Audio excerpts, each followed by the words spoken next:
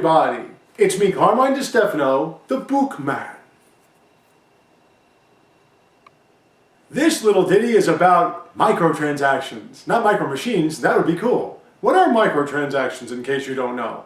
Microtransactions are the latest craze in video gaming, where games that you're playing have a whole lot of loot, chests, and crates and other things that you need to spend your real money on in order to unlock. Now, some of these are just modifications to weapons or skins or costumes or whatever, things you probably don't need, but in some cases, EA, you have microtransactions for things you actually do need. And it's been a big stir in the gaming world nowadays.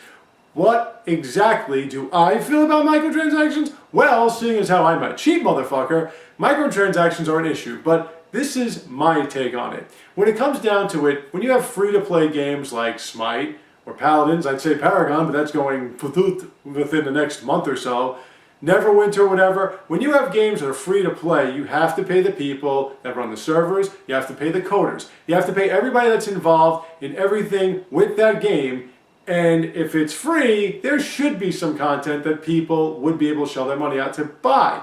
There should be at least 60 million gamers in the United States alone that would be more than willing to spend their or their parents' money on gems or specific in-game currency or whatever to get items and what have you that you couldn't get if you just played the game as it was. The issue is when it's a game that you spend 60 or more dollars on, that's a problem.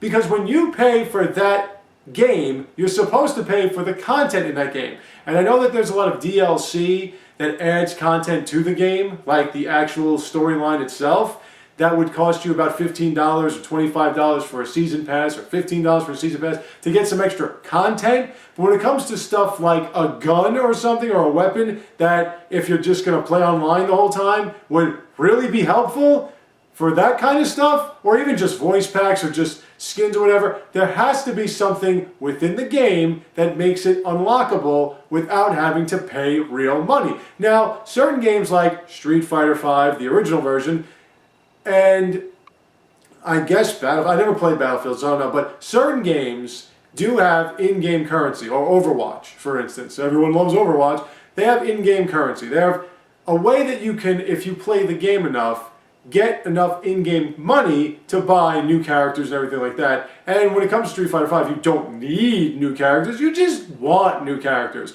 But the problem with something like that is that you have to play the game online mostly for a fucking shitload of time before you can actually get the ability or the amount of in-game money necessary in order to buy the content that you're looking for. And when it comes to Street Fighter V, I find that abysmal. Not just because I paid $60+ for the game, but Street Fighter, if there were unlockable characters, was always about playing the game, playing the tournament mode, which didn't exist originally, and unlocking characters utilizing some kind of system, some kind of format. Like, for instance, you could unlock Rose if you played through as Bison. You could unlock Akuma if you played through and won at least 2 matches with perfects, didn't have to use any continues. There are ways that you can unlock characters in the game without having to use in-game money. And there's an offline mode. When it comes to the online games, if it's only online, you have to play too many online games with a lot of annoying people in order to get the currency you need to buy specific items.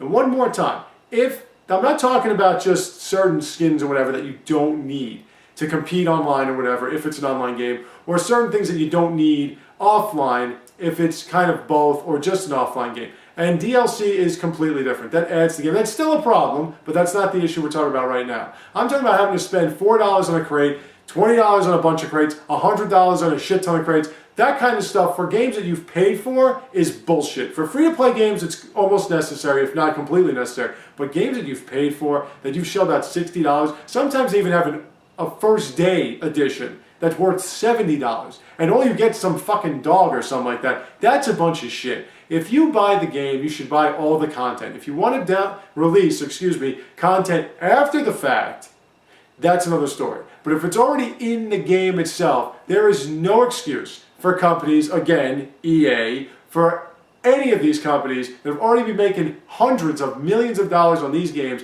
to charge anybody more of their own money or their parents' money to buy stuff that could be necessary for you to compete online or for you to even get through certain areas offline.